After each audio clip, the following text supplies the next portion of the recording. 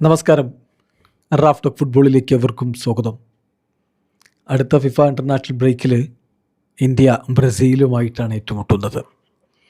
FIFA world റാങ്കിങ്ങിൽ India 138 സ്ഥാനത്താണിപ്പോൾ. ബ്രസീലാവട്ടെ 5 സ്ഥാനത്ത്. ചരിത്രത്തിൽ ആദ്യമായിട്ടാണ് വേൾഡ് റാങ്കിങ്ങിൽ 5ാമത് നിൽക്കുന്ന ഒരു ടീമിനോട് ഇന്ത്യ കളിക്കാൻ പോകുന്നത്. ആദ്യമായിട്ടാണ് ബ്രസീലിനെ നേരിടുന്നത്. എന്ത് സംഭവിക്കുമെന്നുള്ളത് നമ്മൾ ആകാംക്ഷയോടുകൂടി കാത്തിരിപ്പാണ്. തീർച്ചയായിട്ടും ബ്രസീൽ വലിയ ടീമാണ് ഇന്ത്യയെ സംബന്ധിച്ചിടത്തോളം. പക്ഷെ നമ്മുടെ ചുണക്കുട്ടികളൊരു പോരാട്ട വീര്യം പുറത്തെടുത്താൽ കളി ആവേശകരമാക്കാൻ പറ്റും. കൊൽക്കത്തയിൽ അതിന് കഴിയട്ടെ. ഒക്ടോബർ 3 കളി. അപ്പോൾ അതിനു മുമ്പ് ഇന്ത്യ ഇതിനു മുമ്പ് വമ്പന്മാരോട് ഏറ്റുമുട്ടിയപ്പോൾ എന്ത് സംഭവിച്ചു നമ്മൾ നോക്കുകയാണ്. 1948 ഒളിമ്പിക്സിൽ ഇന്ത്യ ഫ്രാൻസുമായിട്ട് ഏറ്റുമുട്ടി. അതൊരു 1-1.5 കളിയായിരുന്നു. എന്ന് പറഞ്ഞാൽ വമ്പന്മാരായ ഫ്രാൻസിനെ പരാജയപ്പെടുത്തുന്നതിൻ്റെ തൊട്ടരികിൽ നമ്മുടെ ചുണക്കുട്ടികൾ അന്ന് എത്തിയിട്ടുണ്ടായിരുന്നു. 2 പെനാൽറ്റികളാണ് അന്ന് ഇന്ത്യൻ ടീം മിസ് ചെയ്തത്. എല്ലായിരുന്നെങ്കിൽ ഒരു പക്ഷേ കളി മാറിയനെ. 2-1 അന്ന് ഫ്രാൻസ് വിജയിക്കുന്നത്. 17,000 ആളുകൾ കാണികളായിരുന്ന മത്സരത്തിൻ്റെ 29ാമത്തെ മിനിറ്റിൽ ഗോളടിച്ചത് ഫ്രാൻസാണ്. അതായത് റെനെ കോർബിൻ്റെ ഗോളിലൂടെ അവർ മുന്നിലെത്തി. അരമണിക്കൂർ വരെ അതുവരെയുള്ള കളി നമ്മൾ നോക്കുകയാണെങ്കിൽ പ്രത്യേകിച്ചൊരു ടീമിന് ആധിപത്യം ഉണ്ടായിരുന്നില്ല എന്നാണ് ചരിത്രം പറയുന്നത്.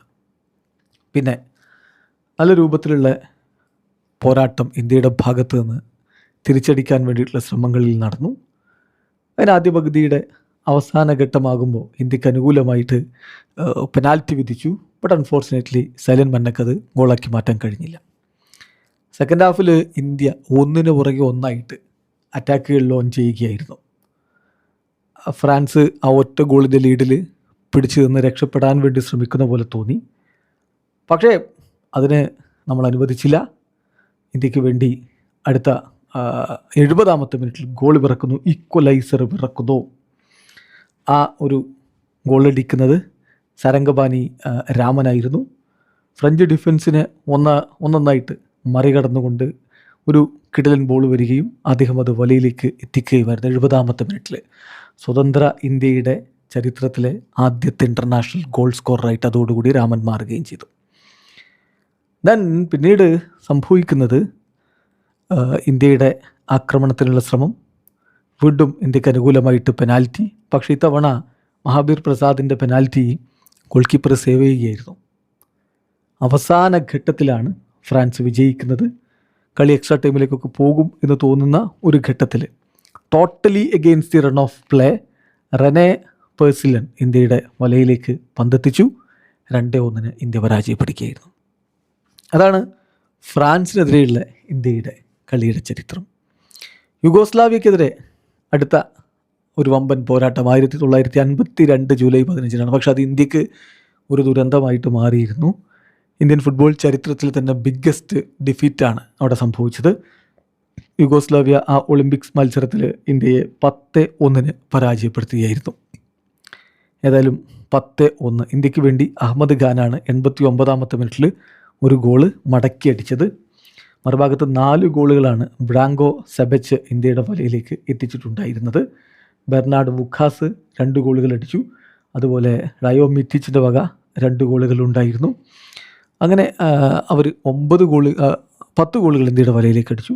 ഒരു ഗോള് മടക്കി അഹമ്മദ് ഖാനിലൂടെ ഒരു ഗോൾ ഇന്ത്യക്ക് മടക്കാൻ പറ്റി. പക്ഷേ വമ്പൻ പരാജയമാണ് അവിടെ ഉണ്ടായത്. പിന്നെ 1960 ഒളിമ്പിക്സിൽ ഇന്ത്യ വമ്പൻ ടീമുകളോട് ഏറ്റുമുട്ടിയ ഒരു ഒളിമ്പിക്സ് ആയിരുന്നു അത്. ഹംഗറിയോട് ഇന്ത്യ 2-1 പരാജയപ്പെട്ടു. ഫ്രാൻസുമായിട്ട് ആ വേൾഡ് കപ്പിൽ ഇന്ത്യ 1-1 സമനില പിടിച്ചു എന്നുള്ളതാണ് ഏറ്റവും ഇൻട്രസ്റ്റിംഗ് ആയിട്ടുള്ള കാര്യം. പിന്നെ പെറുവിനോട് ഇന്ത്യ 3-1 പരാജയപ്പെട്ടു. ഗ്രൂപ്പ് 4 ഇന്ത്യ ഉണ്ടായിരുന്നത്. ഏറ്റവും ഒടുവിൽ ഫിനിഷ് ചെയ്യുകയാണ് ഉണ്ടായത്. അർജൻറ്റീനയ്ക്കെതിരെ 1984 നെഹ്റു കപ്പിൽ ഇന്ത്യ ഒരു പോരാട്ടം നടത്തി. നോക്കുക, 1986 വേൾഡ് ചാമ്പ്യന്മാരാണ് അർജൻറ്റീന. ആ വേൾഡ് ചാമ്പ്യന്മാരായ ടീമിലെ പല താരങ്ങളും ഇന്ത്യക്കെതിരെ കളിക്കാനുണ്ടായിരുന്നു എന്ന കാര്യം കൂടി ശ്രദ്ധിക്കണം. റിക്കാർഡോ ഗരേക്കയാണ് അവർക്ക് വേണ്ടി വിജയ ഗോൾ കണ്ടെത്തിയത്. ഈ കളിയിൽ ഡിയേഗോ മറഡോണ കളിച്ചിട്ടുണ്ടായിരുന്നില്ല. അതേസമയം മറ്റ് ചില പ്രധാനപ്പെട്ട താരങ്ങൾ വേൾഡ് കപ്പിൽ അവരുടെ വിന്നേഴ്സായിട്ട് മാറിയിട്ടുള്ള ഹോർഗെ ബുൾച്ചാഗ്ന, പിന്നെ അതുപോലെ തന്നെ നെഴി പുംപിഡോ, Ricardo ഗിസ്റ്റി, Oscar ഗരെ, hectare Kuiper, Ricardo ഗരേഗ ഇങ്ങനെയുള്ള താരങ്ങൾ അവർക്ക് വേണ്ടി കളിച്ചു. ആ കളി ഇന്ത്യ 1-0 പരാജയപ്പെട്ടത്. ഒറ്റ ഗോളിലാണ് ഇന്ത്യ അവിടെ പരാജയപ്പെട്ടിട്ടുള്ളൂ. അല്ല, അതൊക്കെയാണ് വമ്പന്മാർക്കെതിരെയുള്ള ഇന്ത്യയുടെ മുൻകാല റിസൾട്ടുകൾ. പക്ഷെ കാലം ഒരുപാട് കടന്നുപോയി. നമുക്കറിയാം, ഇന്ത്യ ഇന്ന് ഫുട്ബോളിൽ ഒരു വലിയ ശക്തിയല്ല. ബ്രസീലാവട്ടെ ലോക ഫുട്ബോളിൽ എക്കാലത്തും കരുത്തരാണ്. ഫിഫ റാങ്കിങ്ങിൽ ഇപ്പോഴും അവർ 5-ാം സ്ഥാനത്താണ് നിൽക്കുന്നതെന്ന കാര്യം കൂടി നോക്കണം. അവർക്കെതിരെ ഒരു പോരാട്ട വീര്യം കാണിക്കാൻ പറ്റിയ പോലും അത് വലിയൊരു നേട്ടമായിരിക്കും ബ്ലൂ ടൈഗേഴ്സിന്. കാരണം നമ്മുടെ ഇവിടുത്തെ ഫുട്ബോളിൻ്റെ ഇപ്പോഴത്തെ അവസ്ഥയ്ക്ക് എല്ലാവർക്കും അറിയാലോ. അപ്പോൾ ഇങ്ങനെ ഒരു ടീമിനെതിരെ കളിക്കാനുള്ളൊരു അവസരം ലഭിക്കുമ്പോൾ അതിൻ്റെ ഒരു ആവേശം എന്തായാലും ഉണ്ടാവും. ആ ഉണർവിൽ നമ്മുടെ ടീമിനും ഇന്ത്യൻ ഫുട്ബോളിനും മുന്നോട്ട് പോകാൻ കഴിയട്ടെ. വീഡിയോ അവസാനിക്കുന്ന ഫുട്ബോൾ ലോകത്തെ കൂടുതൽ വിശേഷങ്ങളുമായി റഫ് ടോക്സ് എത്താം.